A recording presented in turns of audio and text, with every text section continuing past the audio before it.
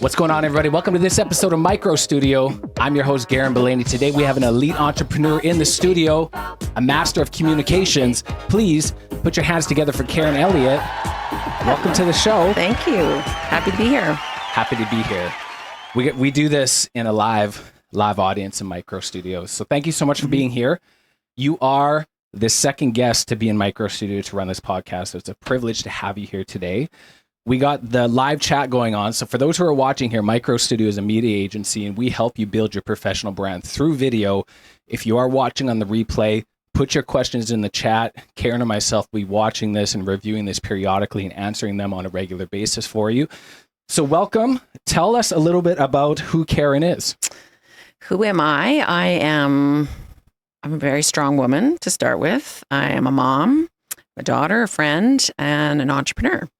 And I went to school as a physiotherapist professionally, and I have 3 kids, and decided to become an entrepreneur and open my own clinic in 2004, simply because I wanted to control my own time as a young mom with 3 kids. I had 3 kids under 2. So I was not about to pack up 3 kids to take to daycare and ask for time off when I needed. So I wanted to have control of my time, and I also wanted to practice in a different way. So I had a different philosophy, and so I became an entrepreneur in 2004 and opened a clinic, very small clinic, probably, 250 square feet, maybe, in a gym. Back in the day, it was Quantum Fitness. And I was really passionate about exercise and being integral in my practice. So I wanted to be in a gym setting. And that's where it started. I just found out actually a few years ago, I didn't even know this, but I was the first female clinic owner in Saskatoon.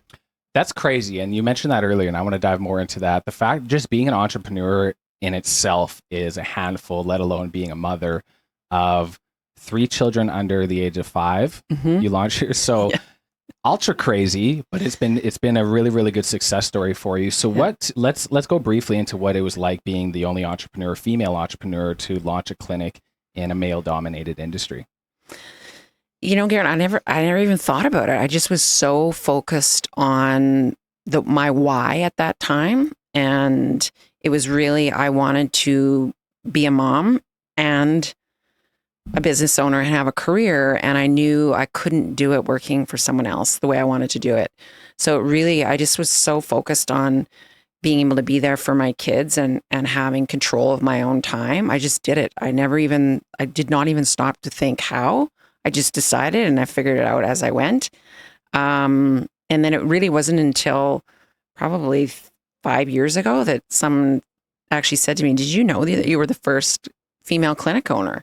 And I didn't even know at the time. I just did it. So it's funny. And I overthink things way more now than I did then, which when I think about it, I probably should have thought a little bit more, but I just did it. Yeah. I think that's a key component when it comes to entrepreneurship. And I think that's what keeps a lot of people on the sidelines is this overanalyzing rather than I'm going to jump into it and then I'm going to fix it as we build that out. So that's definitely a testament on your success at such a young age as well. You are very passionate about communication. And I know you are a business coach when it comes to helping clinic owners really master into the time component and helping them buy back their time and helping them enjoy a career that they love and they can live a life. Where did the transition and the passion of communication come into play? Well, it came out of sucking at it, honestly. I was not good at it, and I'd expanded to a new space and I was starting to have staff and still didn't, I was still kind of building the plane as I was flying it at the time. But I was starting to see that I was avoiding a lot of things, and a lot of the things I was avoiding simply had to do with having a conversation, or I'd get in a room and I would be, I'm ready to say no, and then I would fold and say yes, or I would think I was going to talk about something and then I would avoid it and dance around it or sugarcoat it, and it started to really erode my business. I actually lost money, to be honest, by avoiding having conversations because I would say yes to raises when they really weren't meeting the standards and the expectations. I was afraid to give feedback. And then it just started to affect the culture, and I could see it. People were leaving, I was losing good people because I wasn't clear. I was saying one thing to one person, something to another person, and people talk, right? So it came out of the fact that I had to change it. I knew I had to change it. I just didn't know how. So at the time, there really wasn't business coaching like there was today.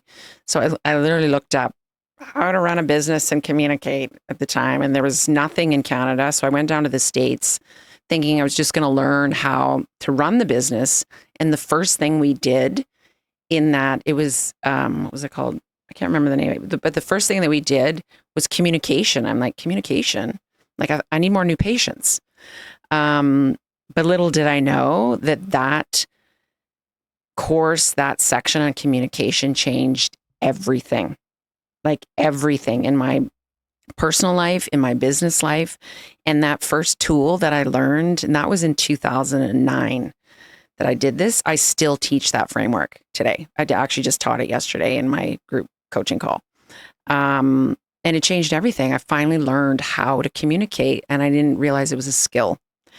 So I just started using frameworks. I started preparing for the conversations. I had models and things that I could use to follow. I wrote everything out. I would go in and I would read it because I wasn't good at it. And then my kids became my guinea pigs and my test subjects. So I practiced on them, and I just became passionate about it because I could see how one conversation can change everything. And that was a first learning. The second was that I stopped attaching emotion to it. And I started allowing people to have their feelings about, sometimes I had to say no to things, and it's okay that you're not happy with me. I wouldn't be happy with me either if I was told no, and that's okay. This is why I have to say no. In order for me to say yes, this, and this, and this needs to change. I'm here to help you. I'm all in. Both feet are in the field. I'm helping you to get there, but today it's a no. And I just kept practicing and practicing and practicing and doing the reps. And then I just read every book I could on it, took every course I could. And now I actually became known as the queen of difficult conversations. And it's still the thing that people ask me for help with the most, because I actually do believe it's the skill that everybody can improve. And it's the skill that's necessary, whether you're selling physiotherapy services, MicroStudio, podcasts, or toilets. Like, it doesn't matter. You have to know how to communicate with your customer, your client, your family, your relationships. So you can tell I'm really passionate about communication. I love it. And it's, you're absolutely right when it comes to losing money potentially with not effective communication and understanding the power of no. Young entrepreneurs fall into this trap a lot where we're chasing the money. We see the money, regardless of it's in our lane, it's just revenue that we want to come in, and it really slows you down as an entrepreneur. And once you start realizing your why and start saying no, there's a self-empowerment that happens that you don't realize when you say no to revenue that doesn't necessarily match your goals and your dreams. And I was in an event last week, and communication came up considerably with a lot of these young entrepreneurs. So for an expert like yourself, is there a way that somebody can identify quickly that they're a poor communicator? It's an interesting question because most people think that they don't like conflict, but it's actually not. And there's research done around this. It's not the conflict. It's actually the avoidance. That it's more us avoiding having it simply because, first of all, we each have a story of what we observed growing up, working for somebody, whatever that happened to us. So it starts with us, and we need to look through the lens of what we observed growing up. And I talked about this. I did a workshop in Calgary last weekend, and my topic was conflict. And it starts with looking at what our story is. And there's no shame, no blame for my parents. They did the best that they could with the tools that they had. But I grew up in an avoidant family. Like, nobody talked. And my dad made all the decisions. And it was that era, that generation, right? But my mom, was a conflict avoider. So that's what I witnessed. So, and I was the kid, however, that was like, why? Why do I have to do that? Why is like that? I don't want to do that. And it was always because I said so, and stop, no discussion. So then I just became silent, and I just never spoke and avoided anything that felt like conflict. So I really had to look at that and start to dig into it and know that that was that, and that's okay. What did you learn from it? But you can do something different. So it does start with that. Recognize where your story is and then change it. It's just like it's a skill like everything else, a skill like carpenters learn. It's a skill like I learned in physio school. Communication is a skill that you can learn tons of frameworks and models, practice it, do the reps, and you can become a great communicator. I love that. And a lot of times it takes coaching and takes actual education to really understand, hey, there's a lot of previous experiences in my life that caused me to be where I am. And it's really hard to self-identify that until you have effective coaching, which is where your skill set really comes into play. And speaking of effective communication, if you are watching the comments right now or watching in the replay, put your thoughts in the chat. It's what's caught, not taught. So if you want to have any questions answered, put them in the comments. We'll watch this on the replay as well. So we talked briefly, Karen, about your previous business as a clinic owner. You're stepping into business coaching when it comes to communication. So your company's called Leads with Purpose. Let's talk a little bit about what this business is. It's a business coaching company, and I primarily work with people that in my industry that I'm familiar with. I think that people want to work with somebody who's lived in their shoes and experienced that. I, started a clinic in 2004 and grew it to 2 locations, over 35 staff, and a $4 million company. And I made a lot of mistakes. And I also learned a lot. So that experience, I think, goes a long way. So I do work with a lot of physio, chiro, massage, practice owners, a lot of paramedical. I also work with cosmetic medical services, veterinarian medicine, dental, in that same space, but very similar things. So I decided that I wanted to make a bigger impact and a difference in the lives of the entrepreneur, the clinic owner, because we don't learn anything about this going to school, like zero about running your own business. And so my journey was rough. It was lots of bumps, and I wanted to help people get there a little bit faster than I did by coaching. And if I stayed in my practice, which I could have, and it would have been fine, I knew I couldn't help as many people. And that's why I exited in March of 2023 to step into the coaching space. And it's also interesting because when I started to get coaching myself, I really fell in love with it. Huge transformations in myself. And I started to get good at it because I already had, good communication skills. And I felt like, I think this is what I'm meant to do. And I do believe that this is exactly what I'm meant to do, is to coach. And I love it. Yeah, it's when you realize this passion that you have in the industry, it's a big breakthrough, and it's very fulfilling for yourself. And the whole component of coaching and helping is a very rewarding career, especially with your experience and how much you've been through as not only an entrepreneur, but again, a female entrepreneur, but also a mother and someone who started a clinic as your only female in a small city like Saskatoon. So it's extremely impressive, and to build it up to a multi-million-dollar company. We talked about identifying communication and then knowing, hey, I might need some help with communication. Is there an activity that someone can do every single day that's easy to start becoming a better communicator? Yeah, I think it's interesting because it's actually one of my 5 daily commitments in my group coaching program, and it's have one conversation each day. And that conversation sometimes is with yourself. Yesterday, I had 3 conversations with myself. And that's where it starts, to be willing to be vulnerable with yourself and ask yourself the hard questions. What am I pretending not to know here? What am I avoiding? What am I dreaming? So you can have it with yourself and then anybody else. And it doesn't have to be a conflict conversation or hard. It's simply practicing. And if you lead from the place of curiosity, simply ask somebody a question. And it's as simple as, what are you excited about today? What's lighting you up this week? And then shut up and listen. And the more you do that, the more you start to practice just listening and being curious about the other person. I always talk about just shine the flashlight on somebody else and just ask questions and listen, and then go a little deeper. It's like, wow, that's super interesting. Can you tell me more about that? Listen, and then something else. And then that's a conversation. and that person across from you feels seen, they feel heard, they feel like, wow, like this person really gets me. And it's really curiosity. I think that's what I would say to anybody. And if you do it every day, you'll get better at it. I love that. So homework for you watching this on the replay, or if you're watching live right now, have minimum 3 conversations with yourself. I do this on a regular basis. If I'm brushing teeth or if I'm looking in a mirror, I'm either hyping myself up, I'm having those real conversations, because you are your biggest critic, but you're also your biggest fan, which is very, very important, how you talk to yourself on a regular basis. There's a component where you're breaking yourself down versus someone where you're empowering yourself. And even if the conversations are hard, the empowerment needs to be a positive component to it to help build up your balance. You talked about listening, and I think communication, a lot of people think that it's just talking.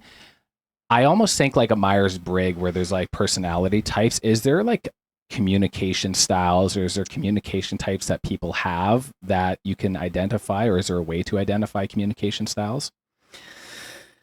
There probably is. Probably the one that comes to mind the most is the person who just, and this is actually really common with entrepreneurs, and I fell into this trap, which was part of the problem when I had conversations, is that I thought, I'm the owner here. Like, I'm supposed to know. Like, I'm supposed to know right now. And so I would give some answer, and before it was out of my mouth, like, oh, I shouldn't have said that.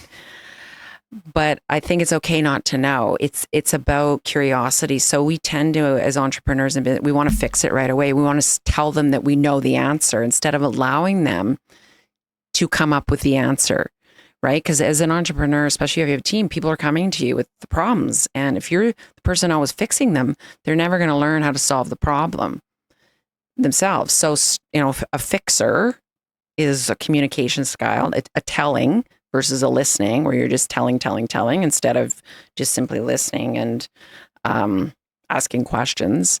I think there's certainly more, sometimes people that have more empathy versus less empathy. Listening is really hard. A lot of people find listening very difficult. They want to be the talker and not the listener, but the power is in the listening. So there's probably technical names for those types, but that's what I noticed from the behavior perspective of people. Extremely helpful. Yeah. We talked briefly about your why as a young entrepreneur. We were taking some time. We had a coffee earlier this week, and just the amount of breakthroughs that you're having, where you are in your career. A lot of people would almost be entering a coast mode, or like a sail in the sunset, where you are having major breakthroughs. You're ramping up, and you're killing it as an entrepreneur in your category. What is your main why for where you are in your career? I think it's really, I want to make a big impact and a difference in the lives of the business clinic owners in my space, because it is rough, and it is a dual reality of everybody, that you have a personal life and a business life, and you're lots of shit is going on sometimes in both, and both can be true.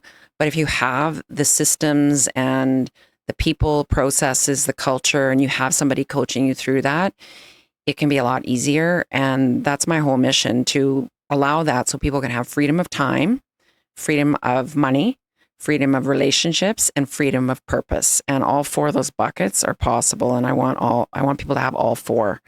And I think what I'm seeing right now in the industry, there's this rush for my space, sell, sell, sell. Well, what if you could have all those freedoms? You could have a self-managing company for many years. You get to do what you want. You can travel, all the things, and you're not rushed to sell, and you continue to make great money, more of a passive income. You're still helping a lot of people. Like, what if that was possible? And that's what I want to see in the people that I work with. I love that. Yeah. I'm just reading through the comments right now, and a very, very interesting question that came in. So from your perspective, Karen, do you feel males are better communicators than females? That's a good question. I think the answer is different. And I actually think that each gender can learn something from the other. I think that sometimes as women, we tend to get a little bit more emotional, which is a good thing. But you, as this Dan Martell quote, but like feel the feels and still fly the plane anyway. And I think men do a little bit better of job of being direct. Not always, there's exception, but the directness I think can become more prevalent with men. They just say it like it is, right? And women just tend to get a little bit more emotional. I think the blend is what's needed. So I think we can learn from each other. There's a lot of men that are really good communication, a lot that are bad. It's the same with women, and I help both equally. I love that. Spoken like a true professional and absolutely amazing. I love that.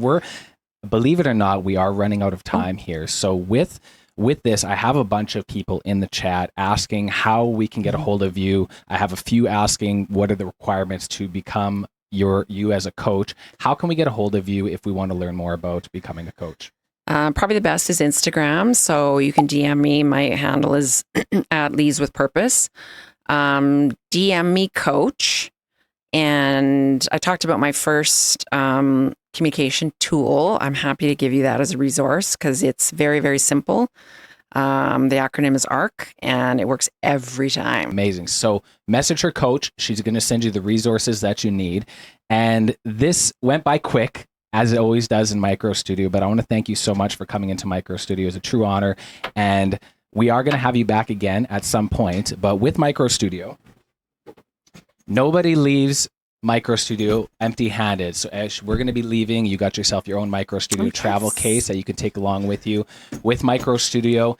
And ladies and gentlemen, if you are watching right now, again, put your comments in the chat.